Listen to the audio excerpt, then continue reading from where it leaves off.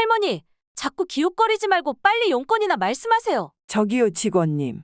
명품 가방만 보고 사람 차별하시나 봐요. 이런 은행 처음 봤네. 할머니는 어차피 기초수급자 통장 만들러 오신 거 아니에요? 저쪽 창구로 가보세요. 이봐요, 아가씨. 당신이 지금 노인을 무시하는 거요? 할머니, 솔직히 여기는 VIP 고객님들이 많이 오시는 곳이라 할머니 같은 사람이 오는 곳이 아니에요. 얼른 나가주세요. 안녕하세요. 오늘은 서울에 사는 어느 80세 어머님의 이야기를 들려드리겠습니다. 오늘의 이야기를 듣다가 화가 나고 답답하시다면 시원하게 댓글로 응원 부탁드립니다. 번거롭더라도 구독과 좋아요 한 번씩 꾹 눌러주세요. 그럼 바로 시작하겠습니다. 오늘도 여느 때처럼 새벽 5시에 일어났습니다. 평생을 새벽 일찍 일어나는 습관이 몸에 배어서일까요? 나이가 들수록 더 일찍 눈이 떠집니다. 작은 연립주택 2층에서 혼자 살고 있는 저는 매일 아침 창밖으로 보이는 해돋이를 보며 하루를 시작합니다. 창가에 놓인 낡은 등나무 의자에 앉아 따뜻한 보리차 한 잔을 마시며 새벽 공기를 마시는 것이 저의 일과입니다. 식탁에 앉아 늘 먹던 미역국을 끓이려는데 문득 통장 잔고를 확인해야겠다는 생각이 들었습니다. 며칠 전 손자의 결혼식이 있었고 결혼 자금으로 얼마를 보내줬는지 확실히 확인하고 싶었거든요. 평생을 모은 재산이라 꼼꼼히 관리하는 편인데 이상하게 오늘은 은행에 직접 가보고 싶은 마음이 들었습니다. 오랜만에 외출 준비를 하면서 옷장 앞에 섰습니다. 20년 전 남편이 사준 회색 가디건과 낡은 면바지를 골랐습니다. 가디건 주머니에서 남편이 마지막으로 넣어둔 영수증이 나왔는데 그때의 기억이 선명하게 떠올랐습니다. 화장기 없는 얼굴로 거울을 보니 주름이 깊게 패인 75세의 할머니가 저를 바라보고 있었죠. 눈가의 주름은 깊어졌지만 남편이 늘 칭찬하던 맑은 눈빛만은 그대로였습니다. 양말도 신고 늘 신던 낡은 운동화도 신었습니다. 손잡이가 닳아버린 낡은 가방도 챙겼습니다. 그 가방 속에는 제 전 재산이 담긴 통장과 카드가 있었지만 겉으로 보기엔 그저 허름한 가방일 뿐이었죠. 이 가방은 10년 전 막내딸이 선물해 준 것인데 너무 낡았다며 새 것으로 바꾸라고 해도 정이 들어버릴 수가 없었습니다. 아파트 단지를 지나 버스 정류장으로 향했습니다. 아침 공기는 차가웠지만 새들의 지저귐과 함께 걷는 길이 상쾌했습니다.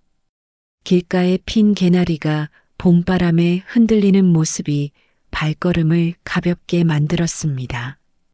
오늘따라 유독 하늘이 맑아서 좋은 일이 있을 것 같은 예감이 들었습니다. 버스를 타고 시내 중심가로 향했습니다. 창밖으로 스쳐 지나가는 도시의 모습을 보며 제가 이 도시에서 보낸 50년의 세월을 떠올렸습니다.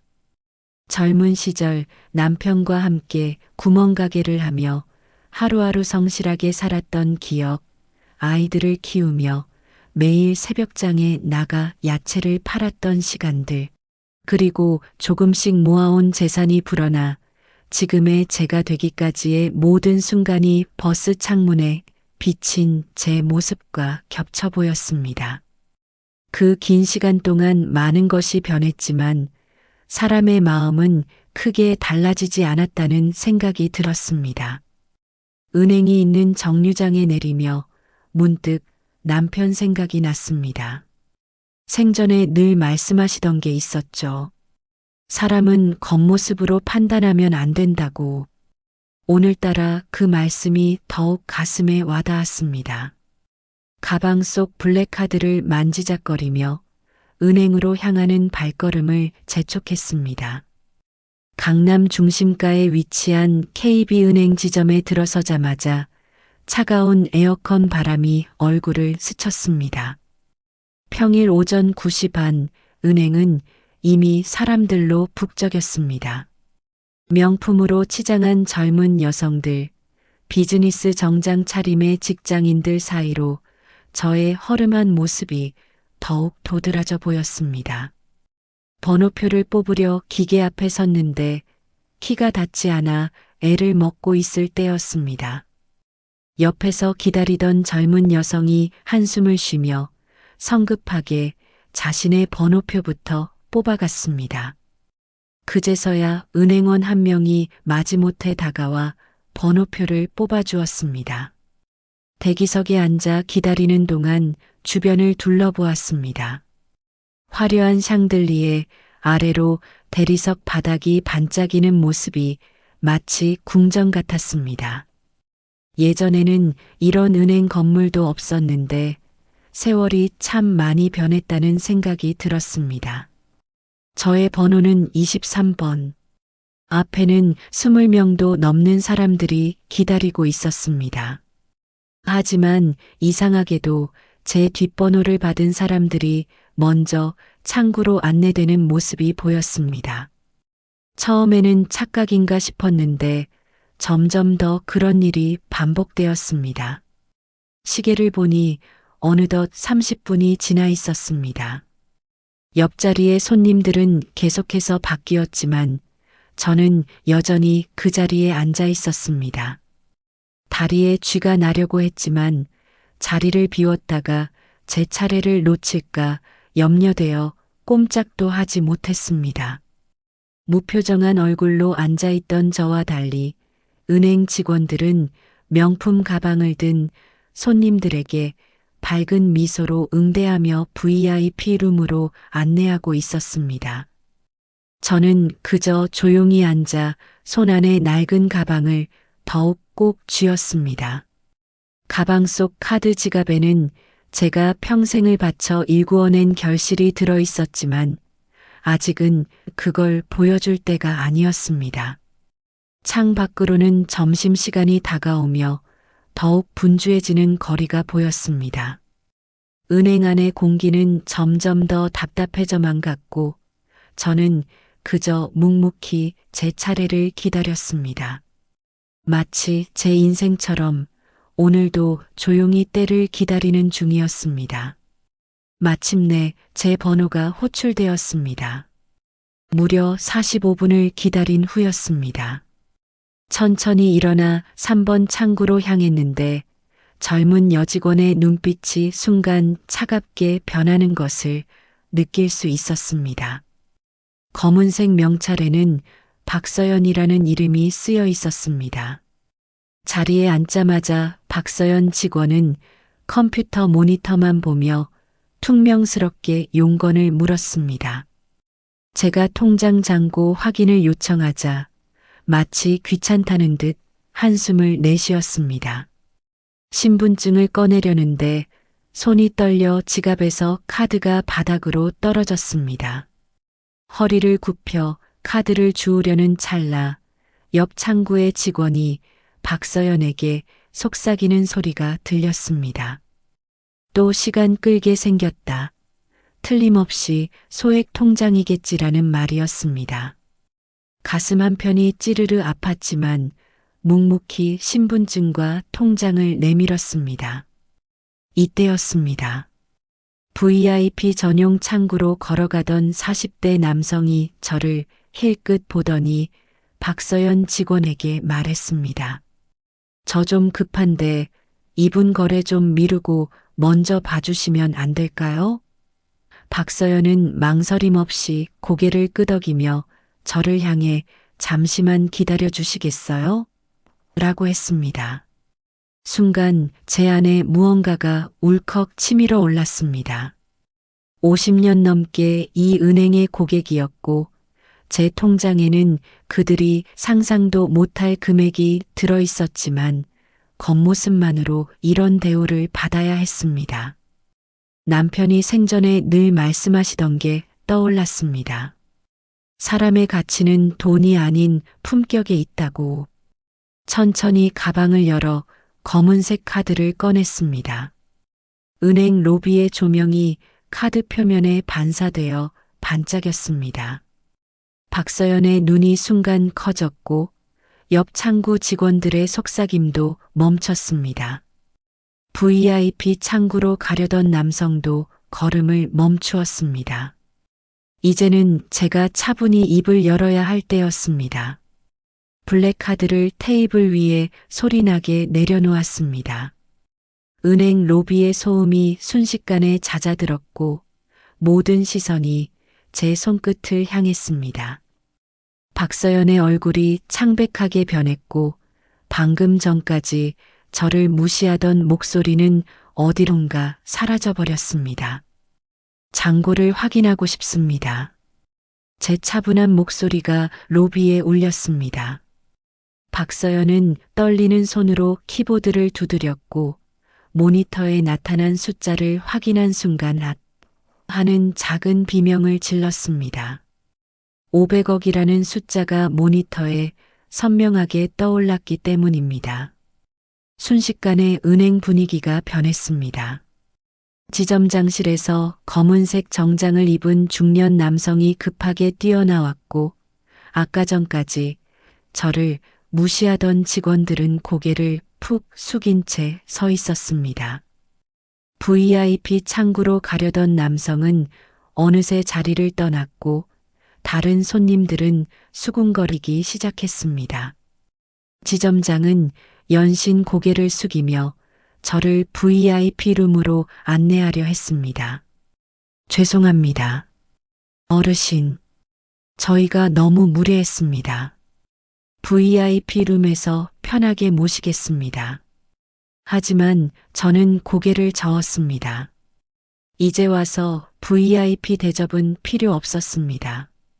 박서연은 눈물을 글썽이며 사과했지만 그 눈물이 진심인지 아니면 자신의 실수가 두려워서인지는 알 수 없었습니다. 주변에 모여든 다른 직원들의 표정에서는 공포와 후회가 뒤섞여 있었습니다. 창 밖으로 따스한 봄볕이 들어왔습니다. 햇살 속에서 빛나는 블랙카드가 마치 저의 지난 50년을 대변하는 것 같았습니다. 수십 년간 이 은행을 이용하면서 늘 묵묵히 기다렸고 겸손하게 행동했습니다. 하지만 오늘만큼은 달랐습니다. 이제는 제가 하고 싶은 말을 해야 할 때였습니다. VIP 룸의 안락한 의자를 뒤로 한 채 저는 그대로 창구 의자에 앉아 있었습니다. 지점장과 직원들이 둘러싼 가운데 천천히 입을 열었습니다. 제가 이 은행과 첫 인연을 맺은 건 1974년입니다. 구멍가게를 시작하면서 10,000원짜리 통장을 하나 만들었죠.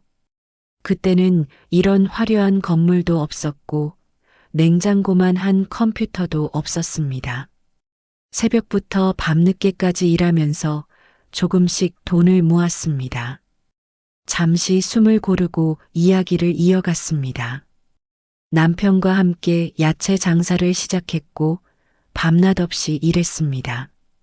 비가 오나 눈이 오나 매일 새벽장에 나가 물건을 떼어왔죠.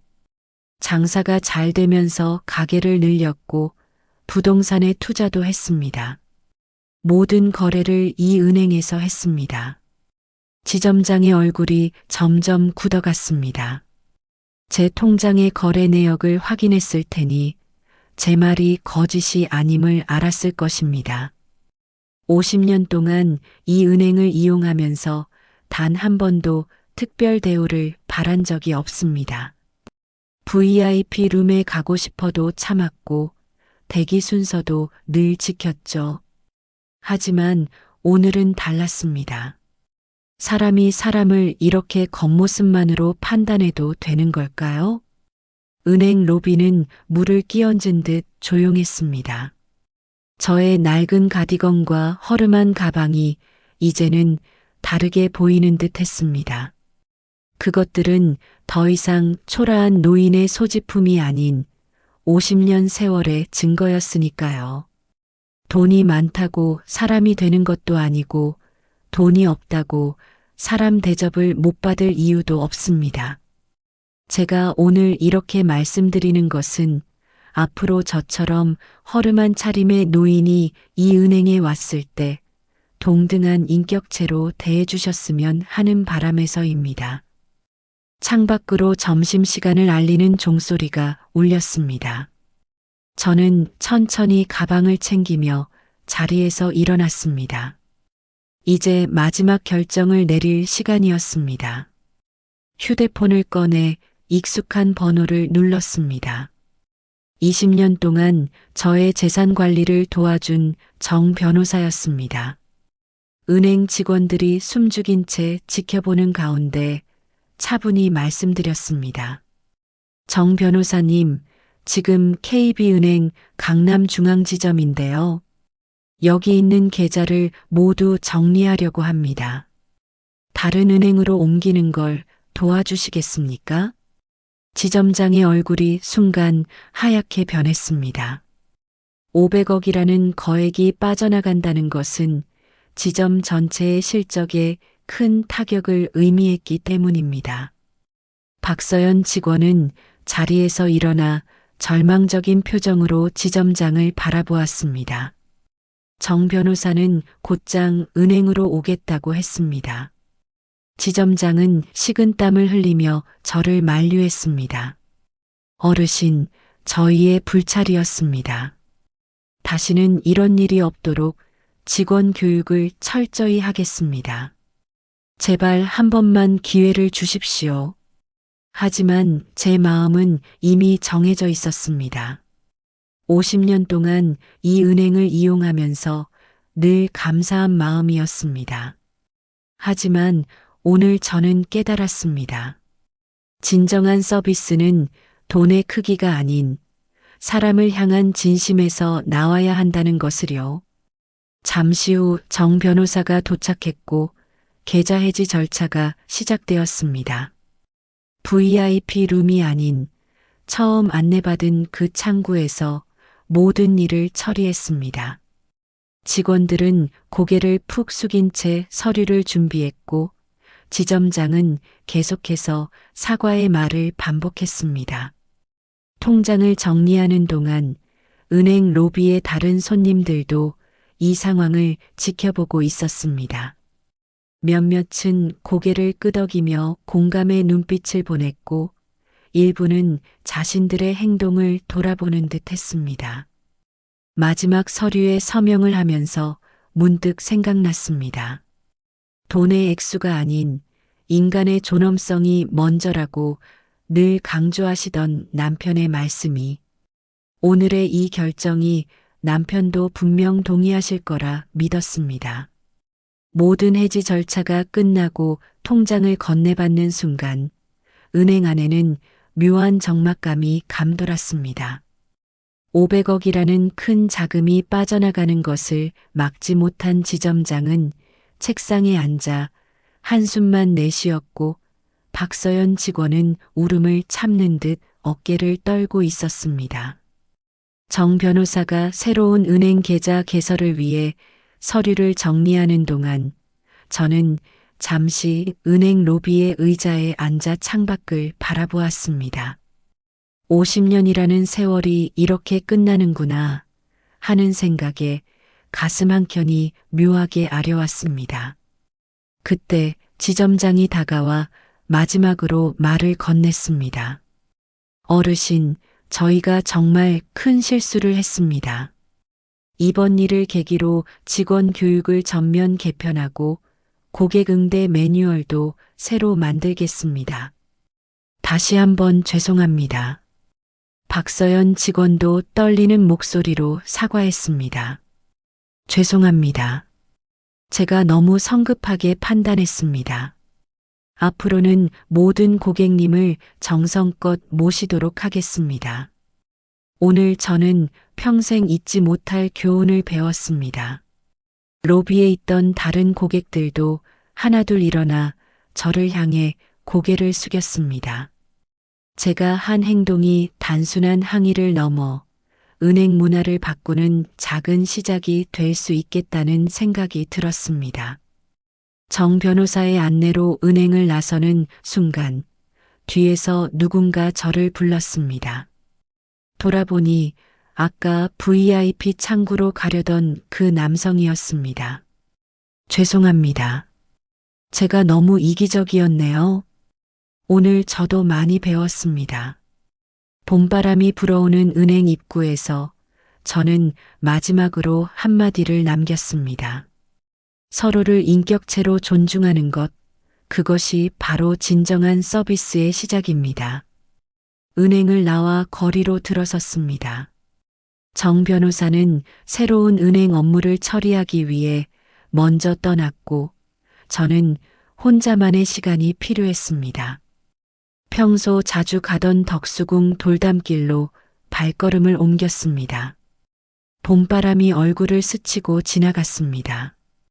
돌담 옆으로 핀 개나리가 노란 물결을 이루고 있었고 담쟁이 넝쿨 사이로 새들이 지저귀는 소리가 들렸습니다. 오늘 아침 제가 느꼈던 그 상쾌한 기분이 다시 돌아왔습니다. 돌담길을 걸으며 지난 시간을 떠올렸습니다. 구멍가게를 시작했을 때, 야채 장사를 할 때, 부동산에 첫 투자를 했을 때, 그리고 점점 재산이 불어날 때까지 그 모든 순간에 남편은 늘 말했습니다. 돈은 도구일 뿐이야. 우리가 잊지 말아야 할 건 사람의 마음이라네. 오늘 은행에서 있었던 일을 남편이 보셨다면 어떤 말씀을 하셨을까요? 아마도 등을 토닥이며 잘했어. 당신다워요. 라고 말씀하셨을 것 같았습니다. 문득 웃음이 나왔습니다. 벤치에 앉아 주변을 바라보니 많은 사람들이 지나다녔습니다. 양복 차림의 회사원, 교복 입은 학생들, 아기를 낳은 젊은 엄마 그리고 저처럼 나이 든 노인들까지 모두가 각자의 사연을 안고 살아가는 소중한 존재들이었습니다. 주머니 속 블랙카드가 만져졌습니다. 이제는 다른 은행의 카드로 바뀌겠지만 그건 중요하지 않았습니다. 오늘 저는 돈보다 더 중요한 걸 지켜냈으니까요. 바로 인간의 존엄성이었습니다. 봄볕이 따스하게 내리쬐는 가운데 저는 오랜만에 마음의 평화를 느꼈습니다. 때로는 불편한 진실을 마주하고 바로잡는 용기도 필요하다는 걸 오늘 다시 한번 깨달았습니다. 덕수궁 돌담길을 걷다 보니 어느덧 해가 기울기 시작했습니다. 집으로 돌아가기 전에 잠시 근처 작은 공원에 들렀습니다.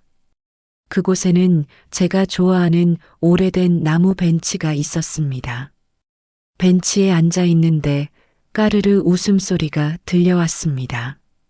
초등학교 저학년으로 보이는 남자아이가 비둘기들에게 빵 조각을 던져주고 있었습니다.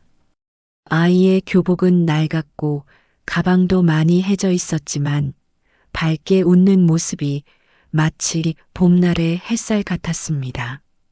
아이는 저를 발견하고는 쑥스러운 듯 인사를 했습니다. 안녕하세요, 할머니. 그리고는 주머니에서 꺼낸 마지막 빵 조각을 저에게 건넸습니다. 할머니도 비둘기 먹이 주실래요? 제가 학교 급식에서 남겨온 건데 깨끗해요. 순수한 아이의 마음에 가슴이 따뜻해졌습니다. 아이와 함께 비둘기에게 빵 조각을 던지며 이야기를 나눴습니다. 민수라는 이름의 이 아이는 편부모 가정에서 자라고 있었고 매일 이 공원에서 비둘기들과 놀며 아빠를 기다린다고 했습니다. 할머니는 왜 여기 계세요? 민수가 물었습니다. 할머니는 오늘 아주 중요한 걸 깨달았단다. 사람은 겉모습이나 가진 것으로 판단하면 안 된다는 걸. 네, 우리 아빠도 그렇게 말씀하셨어요. 부자든 가난하든 모든 사람은 소중하대요. 민수의 말에 놀라움을 감출 수 없었습니다. 어린아이의 입에서 나온 말이지만 오늘 제가 전하고 싶었던 메시지와 정확히 일치했기 때문입니다. 때로는 가장 순수한 영혼이 가장 깊은 진리를 알고 있나 봅니다. 해가 저물어갈 때쯤 민수의 아빠가 도착했습니다. 작업복 차림이었지만 밝은 미소로 저를 향해 공손히 인사했습니다. 그들의 모습을 보며 생각했습니다. 진정한 품격은 겉모습이나 재산이 아닌 이런 순수한 마음에서 나오는 것이라고. 집으로 돌아오는 버스 안에서 창밖을 바라보며 오늘 하루를 돌아보았습니다. 아침에 은행에 갈 때만 해도 이런 일이 벌어질 거라고는 상상도 못했습니다. 하지만 이제는 후회 없는 결정이었다는 확신이 들었습니다.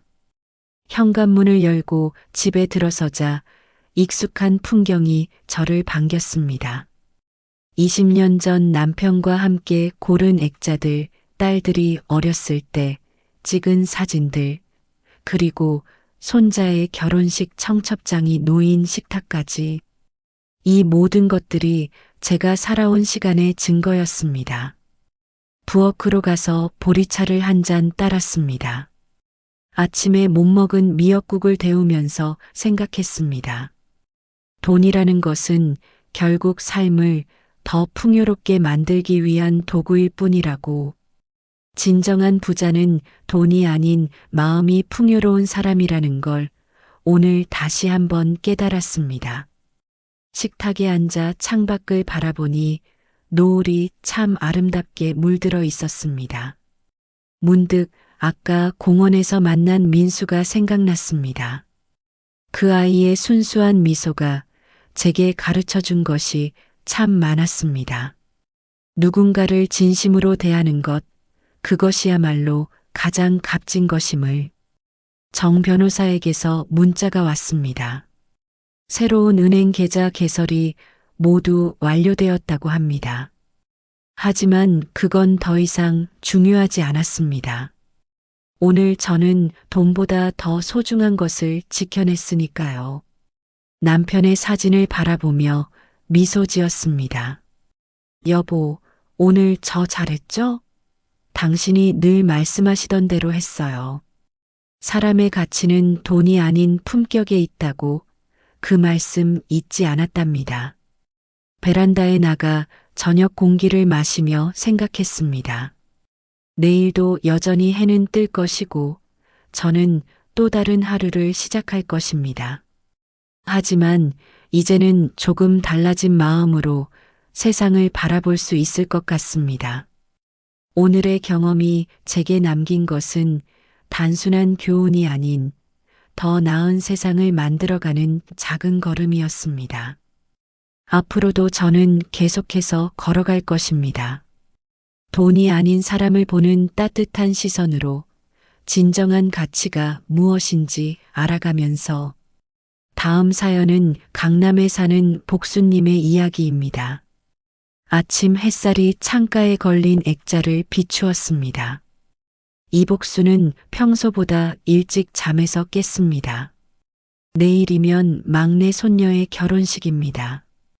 오늘은 머리를 예쁘게 하고 가야겠다는 생각에 마음이 설렜습니다. 평소 동네 미용실만 다니던 복순이었지만 이번만큼은 손녀가 추천한 강남의 고급 미용실을 가보기로 했습니다. 오래된 장롱 앞에 서서 한참을 고민했습니다.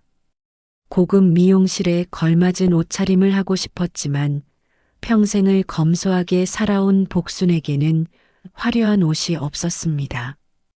결국 가장 깔끔해 보이는 베이지색 카디건과 검은색 면바지를 골랐습니다. 목에는 30년 전 정년퇴임 때 받은 진주 목걸이를 둘렀습니다. 강남역에서 내려 미용실을 찾아가는 길은 생각보다 복잡했습니다. 높은 빌딩들 사이로 전자기기 매장과 화려한 옷가게들이 즐비했습니다. 복수는 스마트폰 지도를 보며 한참을 헤맸습니다. 결국 손녀가 보내준 미용실 전화번호로 전화해서 길을 물어 겨우 찾아갈 수 있었습니다. 미용실은 빌딩 3층에 자리 잡고 있었습니다. 대리석으로 장식된 입구부터 남다른 분위기가 풍겼습니다. 유리문을 열고 들어서자 은은한 향수 냄새가 코끝을 스쳤습니다. 실내는 마치 고급 호텔 로비처럼 꾸며져 있었고 직원들은 하나같이 세련된 검정 유니폼을 입고 있었습니다.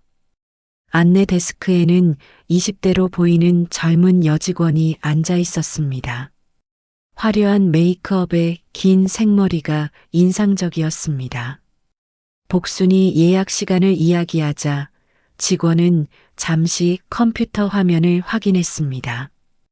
예약자 명단을 한참 훑어보더니 의아한 표정을 지었습니다. 대기 공간에는 최신 패션 잡지들이 가지런히 놓여 있었습니다. 하얀 가죽 소파에 앉아 있는 손님들은 하나같이 명품 가방을 들고 화려한 옷차림을 하고 있었습니다. 복순의 낡은 가방과 수수한 옷차림이 더욱 초라하게 느껴지는 순간이었습니다. 창가 자리에 앉아 주변을 둘러보았습니다. 벽에는 외국 모델들의 화보가 걸려 있었고 은은한 재즈 음악이 흘러나왔습니다. 미용실 안에는 젊은 여성들만 가득했습니다. 복수는 이 화려한 공간에서 홀로 동떨어진 존재처럼 느껴졌습니다. 옆자리의 젊은 여성들은 큰 목소리로 수다를 떨며 웃고 있었습니다. 그들의 대화 속에는 복순이 알지 못하는 외국어가 자주 섞여 있었습니다. 머리 손질을 받고 있는 손님들은 모두 비싸 보이는 머리 염색과 펌을 하고 있었습니다. 마침내 담당 디자이너가 다가왔습니다. 강혜미라고 자신을 소개한 그녀는 차가운 표정으로 복순을 위아래로 훑어보았습니다. 혜미의 눈빛에는 이런 수수한 노인이 이 고급 미용실에 왜 왔을까 하는 의문이 역력했습니다. 디자이너 강혜미는 손님 명단을 다시 한번 확인했습니다. 마치 실수로 잘못 예약된 것은 아닌지 확인하는 듯한 표정이었습니다. 천천히 복순을 스타일링 의자로 안내하면서도 그녀의 발걸음은 무척이나 망설여졌습니다. 복순이 앉은 의자는 미용실의 가장 구석진 곳이었습니다. 마치 다른 손님들의 시야에서 벗어나게 하려는 듯 했습니다. 거울 속에 비친 복순의 모습은 화려한 실내 장식과 너무나 대비되었습니다. 헤어스타일 상담은 형식적이었습니다. 혜미는 복순의 의견은 제대로 듣지도 않은 채 가장 간단한 커트만을 제안했습니다. 옆자리에서는 다른 손님들과 디자이너들이 즐겁게 이야기를 나누고 있었지만 복순의 주변은 무거운 침묵만이 감돌았습니다. 샴푸실로 이동하는 길에 스태프들의 속삭임이 들렸습니다. 저렇게 나이 드신 분은 동네 미용실에 가시지. 라는 말들이었습니다. 복순은 귀가 멍해지는 기분이었습니다. 샴푸를 하는 스태프의 손길은 불친절했습니다. 다른 손님들에게는 부드럽게 마사지를 해주는 모습과 달리 복순의 머리는 대충 감기에 급급했습니다. 물 온도도 확인하지 않아 너무 뜨거웠지만 복순은 말할 수 없었습니다. 다시 스타일링 의자로 돌아왔을 때 옆자리의 젊은 여성이 자리를 피했습니다. 마치 전염병 환자를 대하듯 의자를 멀찍이 옮기는 모습이 거울에 그대로 비쳤습니다. 복순의 마음 한켠이 아파왔습니다. 혜미는 머리를 자르면서도 계속해서 한숨을 내쉬었습니다. 마치 귀찮은 일을 맡게 된 것처럼 보였습니다. 커트 가위질도 조심스럽지 않았고 머리카락이 복순의 얼굴을 스쳐도 닦아주지 않았습니다. 원장은 복순을 보고도 인사조차 건네지 않았습니다. 다른 손님들에게는 친절하게 다가가 이야기를 나누었지만 복순에게는 시선조차 주지 않았습니다. 마치 투명 인간이 된 것 같았습니다. 복순은 문득 교장 시절이 떠올랐습니다. 그때는 모두가 공손하게 인사를 건네고 존경을 표했습니다. 하지만 지금 이곳에서는 나이든 여성이라는 이유만으로 무시당하고 있었습니다. 세상이 참 많이 변했다는 생각이 들었습니다. 머리를 자르는 내내 복수는 주머니 속의 카드를 만지작거렸습니다. 그들은 아직 모르고 있었습니다. 복순의 손에 들린 카드가 이 미용실의 VIP 회원카드라는 것을, 그리고 그녀가 이 미용실 원장의 은사라는 사실을. 머리를 거의 다 자르고 난 후였습니다. 혜미는 마지막 손질을 하면서 거울을 통해 복순에게 물었습니다. 손질 비용이 20만 원이 넘는데 감당할 수 있겠냐는 투였습니다. 마치 돈이 없을 것이라 단정 짓는 말투였습니다. 원장실에서는 웃음소리가 끊이지 않았습니다. 20대로 보이는 여성이 명품 가방을 들고 들어가더니 원장과 이야기를 나누며 즐거운 시간을 보내고 있었습니다. 반면 복순의 주변은 여전히 서늘한 공기가 감돌았습니다.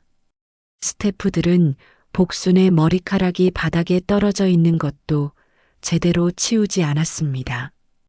다른 손님들의 자리는 수시로 청소하면서도 복순의 주변은 방치했습니다. 발치에 머리카락이 쌓여가는 것이 불편했지만 복순은 참았습니다. 옆자리에서는 한 젊은 여성이 파마를 하고 있었습니다. 그녀는 혜미와 함께 외국 브랜드 이름을 거론하며 이야기를 나누었고 가끔 복순을 힐끗거리며 키득거렸습니다. 마치 촌스러운 구경거리를 보듯한 눈빛이었습니다. 마무리 스타일링을 하면서 혜미는 복순에게 머리 모양을 물어보지도 않았습니다. 다른 손님들에게는 섬세하게 의견을 물어가며 작업하던 모습과는 달랐습니다.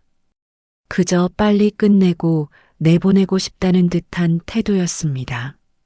계산대 앞에서 혜미는 다시 한번 가격을 강조했습니다. 지금이라도 더 저렴한 미용실을 추천해 주겠다는 눈치였습니다.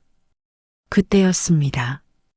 복순이 조용히 가방에서 한 장의 사진을 꺼냈습니다. 그 사진 속에는 20년 전 졸업식 날의 모습이 담겨 있었습니다. 교장 선생님이었던 복순의 품 안에서 환하게 웃고 있는 여학생이 있었습니다. 바로 이 미용실의 원장이었습니다. 사진을 본 혜미의 얼굴이 순간 하얗게 변했습니다.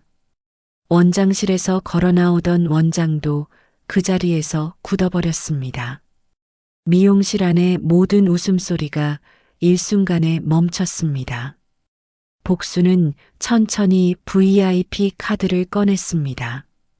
작년에 제자가 된 원장이 보내온 특별 초대 카드였습니다. 그동안 찾아오지 않았던 것은 제자의 성공이 자랑스러워 조용히 지켜보고만 싶었기 때문이었습니다. 원장의 얼굴이 창백해졌습니다. 20년 전 그녀를 이끌어 주었던 은사님이 이런 대우를 받았다는 사실에 큰 충격을 받은 듯 했습니다. 원장은 떨리는 발걸음으로 복순 앞으로 다가왔습니다. 미용실 안은 완전한 정적에 빠졌습니다.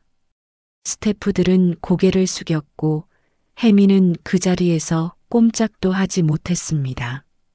아까까지 키득거리던 손님들도 모두 조용해졌습니다. 원장은 복순 앞에 무릎을 꿇었습니다. 눈물을 흘리며 사과했습니다. 중학교 3학년 때 가정 형편이 어려워 학교를 그만두려고 했던 자신을 붙잡아 준 것도, 미용 기술을 배우라고 조언해 준 것도 복순이었다고 했습니다. 스태프들은 처음 알게 된 사실이었습니다. 화려한 미용실의 원장이 어려운 시절을 보냈다는 것, 그리고 그때 자신을 이끌어준 은사님이 바로 오늘 그들이 무시했던 할머니라는 사실에 모두가 충격을 받았습니다. 복수는 조용히 원장의 손을 잡아 일으켰습니다.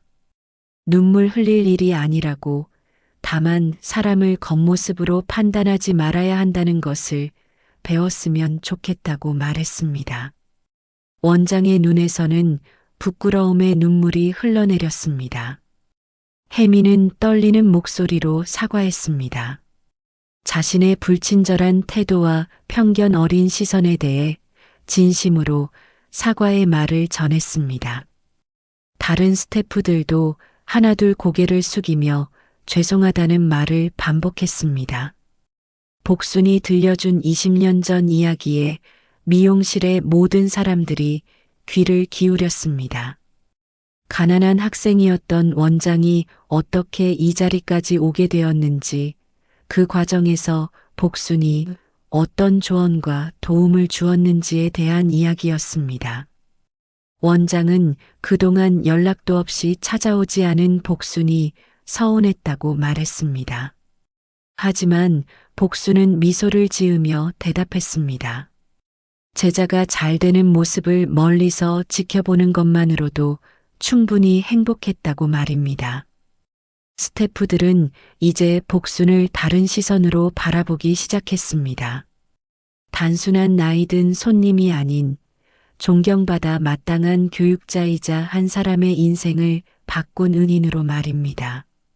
미용실의 분위기는 완전히 달라졌습니다. 원장은 즉시 VIP룸을 준비하라고 지시했습니다. 하지만 복수는 고개를 저었습니다. 지금 이 자리에서 머리를 마저 손질해주면 좋겠다고 했습니다. 특별 대우가 아닌 모든 손님이 받아야 할 기본적인 존중을 보여달라는 의미였습니다. 혜미는 처음부터 다시 시작하겠다며 복순의 머리 손질을 새로 했습니다. 이번에는 달랐습니다. 섬세한 손길로 머리카락 하나하나를 정성껏 다듬었습니다. 머리를 감을 때도 편안한 온도로 맞추고 부드럽게 마사지했습니다. 주변의 손님들도 변했습니다. 아까와 달리 공손하게 인사를 건네고 자리도 양보했습니다. 한 젊은 여성은 자신의 할머니가 생각난다며 눈물을 보이기도 했습니다. 무시했던 것에 대한 반성의 눈물이었습니다. 스태프들은 바닥에 떨어진 머리카락을 재빨리 치우고 따뜻한 차를 준비했습니다. 복순의 옷에 묻은 머리카락도 조심스럽게 털어주었습니다. 더 이상 귀찮은 손님이 아닌 존경받아야 할 손님으로 대우했습니다. 원장은 복순의 곁에 앉아 그동안의 이야기를 나누었습니다. 학창 시절의 추억, 미용실을 시작하게 된 계기, 성공하기까지의 과정을 이야기했습니다. 그 모든 순간에 복순의 가르침이 있었다는 것을 이제야 제대로 전할 수 있었습니다. 혜미는 머리 손질을 마치며 거울을 건넸습니다. 이번에는 진심을 담아 스타일링 방법을 설명했습니다. 복순의 얼굴형에 맞는 스타일을 찾아 최선을 다해 연출했고, 집에서도 쉽게 손질할 수 있는 방법을 자세히 알려주었습니다. 미용실의 다른 손님들도 하나둘 복순에게 다가와 이야기를 나누었습니다. 나이든 어르신을 무시했던 것에 대한 반성과 함께 자신들의 할머니에 대한 이야기를 나누었습니다. 세대 간의 벽이 조금씩 허물어지는 순간이었습니다. 계산대에서 원장은 비용을 받지 않으려 했습니다. 하지만 복수는 단호하게 카드를 내밀었습니다. 제자의 성공한 모습을 보는 것만으로도 충분히 기쁘다며 정당한 비용을 지불하겠다고 했습니다. 이제 미용실의 분위기는 완전히 달라졌습니다. 화려한 외관 속에 숨어있던 차가운 시선들이 사라지고 따뜻한 인간미가 느껴지는 공간으로 변화했습니다. 복순의 방문은 단순한 손님의 방문이 아닌 모두에게 소중한 깨달음을 주는 순간이 되었습니다.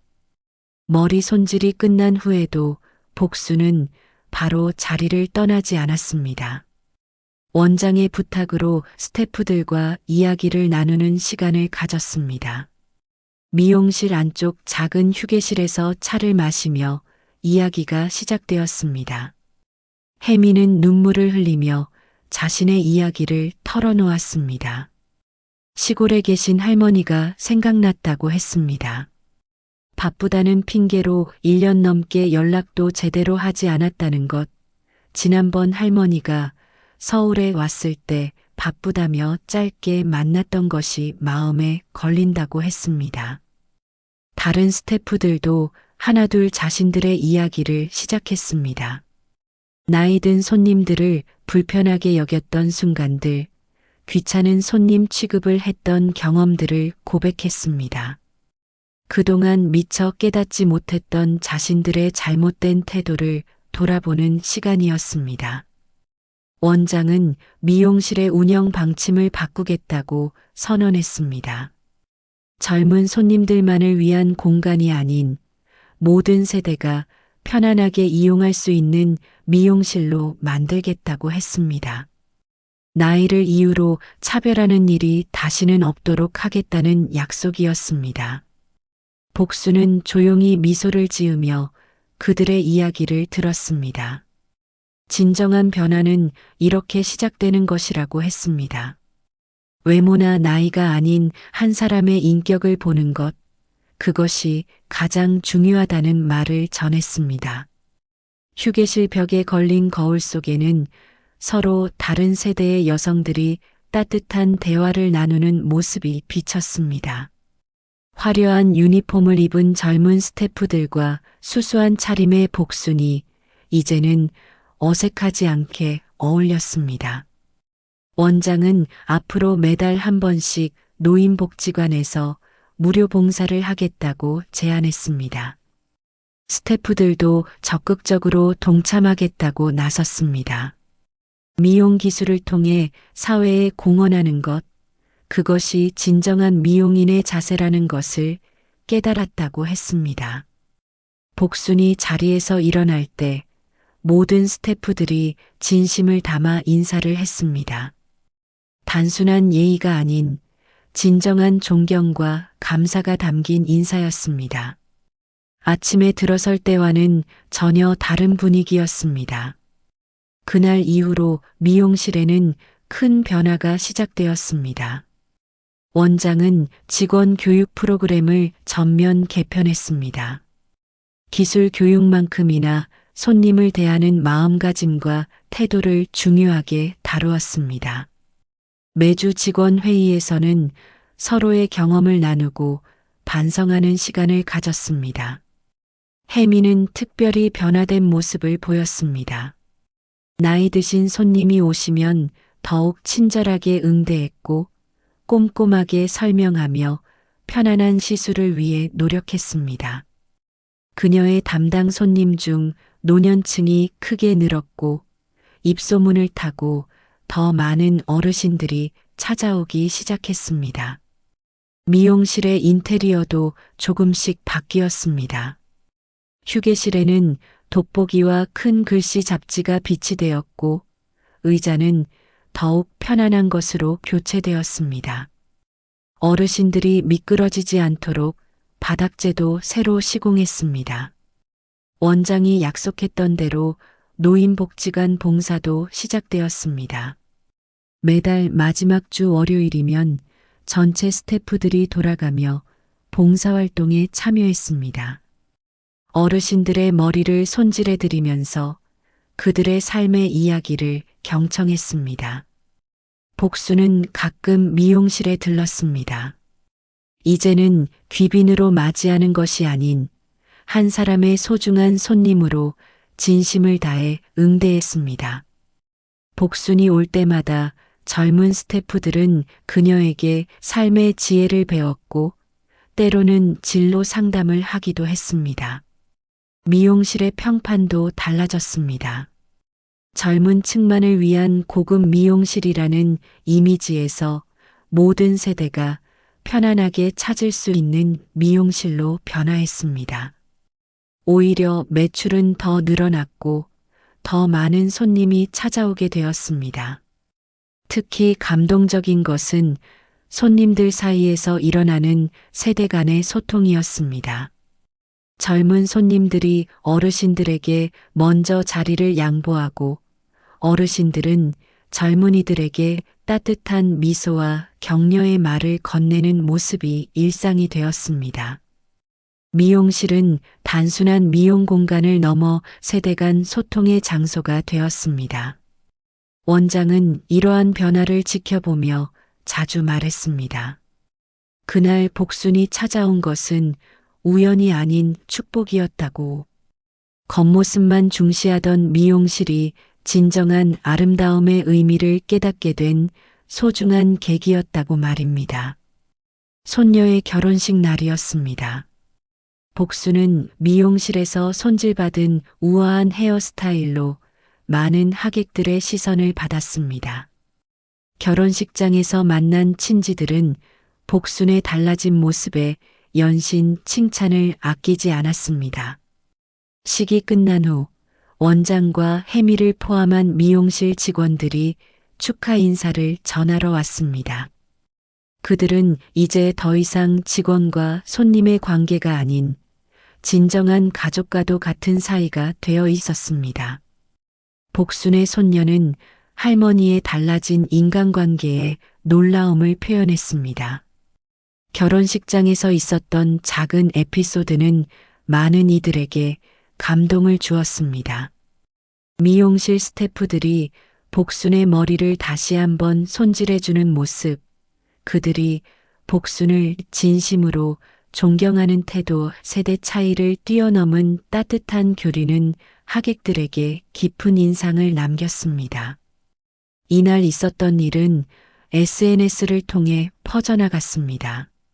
나이든 손님을 차별했던 미용실의 감동적인 변화라는 제목으로 많은 이들의 공감을 얻었습니다. 댓글에는 비슷한 경험을 한 사람들의 이야기와 함께 변화의 필요성에 대한 공감대가 형성되었습니다. 지역 신문에서도 이 이야기를 다루었습니다. 노인 차별 문제와 세대 간 갈등 해소의 모범 사례로 소개되었습니다. 기사를 읽은 다른 미용실들도 변화의 움직임을 보이기 시작했습니다. 노인 친화적인 서비스를 도입하고 직원 교육을 강화하는 등의 변화가 일어났습니다. 복수는 이런 변화를 보며 깊은 감동을 느꼈습니다. 자신의 작은 경험이 이렇게 큰 파장을 일으킬 줄은 예상하지 못했다고 했습니다. 때로는 불편한 진실을 마주하고 이를 개선하려는 노력이 사회를 조금씩 변화시킬 수 있다는 것을 깨달았습니다. 지역 노인복지관에서는 복순을 초청해 강연을 요청했습니다. 복순은 자신의 경험을 나누며 나이든 사람들도 당당하게 자신의 권리를 주장하고 존중받아야 한다는 메시지를 전했습니다. 강연은 큰 호응을 얻었고 많은 어르신들에게 용기를 주었습니다. 미용실은 이제 지역의 명소가 되었습니다. 모든 세대가 존중받는 미용실이라는 새로운 문화를 만들어낸 곳으로 알려졌습니다. 다른 업종의 사업자들도 이곳을 벤치마킹하기 위해 방문했고 세대 통합의 모범 사례로 자리 잡았습니다. 6개월이 지난 어느 날이었습니다. 복수는 동네 슈퍼마켓에서 우연히 혜미를 만났습니다. 혜미는 퇴근 후 할머니를 뵈러 시골에 내려가는 길이었습니다. 그동안 소원했던 할머니와의 관계를 회복하기 위해 매달 한 번씩 찾아뵙는다고 했습니다. 미용실의 소식도 전해 들었습니다. 원장은 시니어 친화 미용실 인증 제도를 제안하여 지역 상인회와 논의 중이었습니다. 고령 손님을 위한 특별한 배려와 서비스 기준을 만들어 다른 미용실들도 동참할 수 있도록 하는 계획이었습니다. 스태프들의 변화도 놀라웠습니다.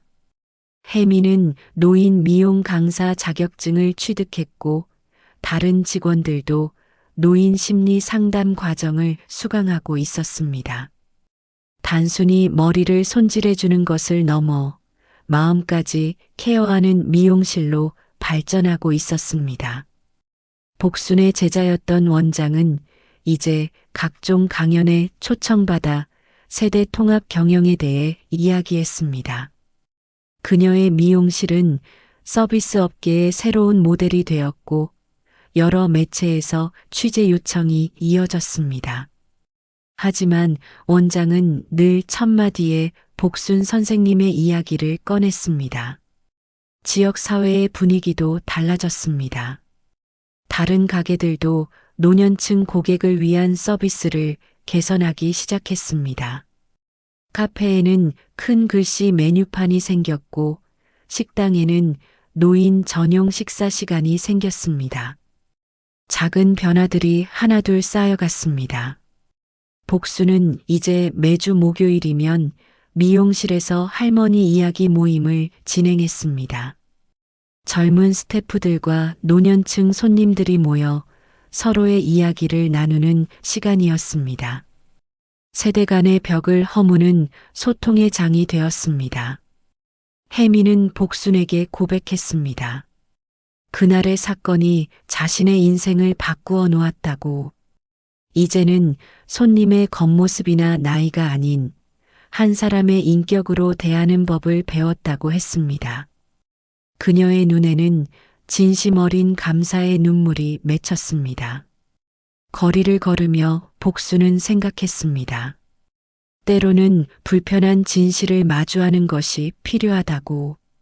그것이 우리 사회를 조금씩 바꾸어가는 시작이 된다는 것을.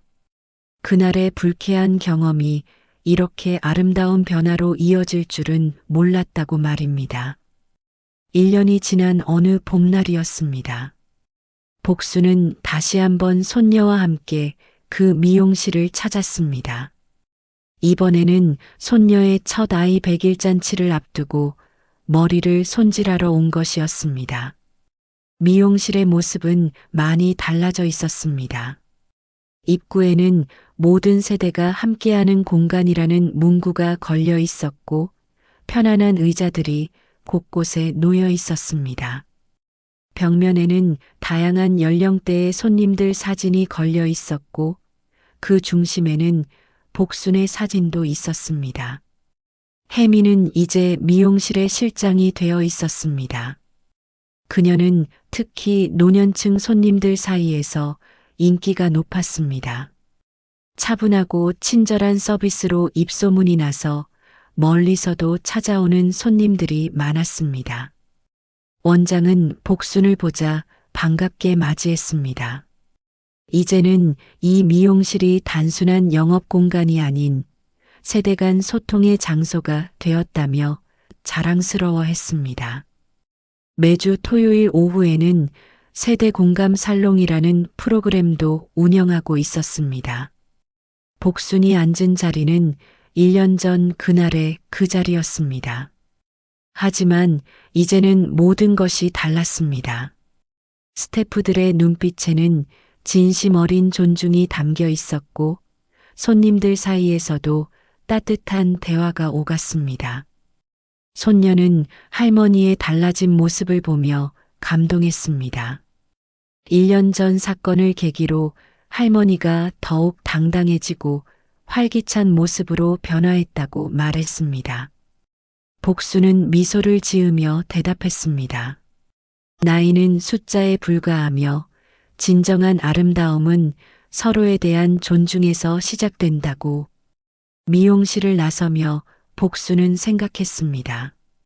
때로는 불편한 경험이 새로운 변화의 시작이 될 수 있다는 것을, 그리고 그 변화는 한 사람의 용기 있는 행동에서 시작될 수 있다는 것을, 거울 속에 비친 자신의 모습을 보며 복수는 따뜻한 미소를 지었습니다.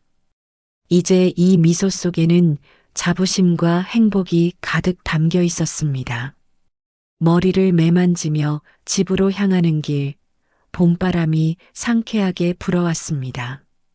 복수는 오늘도 깨달았습니다. 진정한 아름다움은 나이나 외모가 아닌 서로를 이해하고 존중하는 마음에서 시작된다는 것을, 그리고 그 작은 깨달음이 우리 사회를 조금씩 더 아름답게 변화시켜 간다는 것을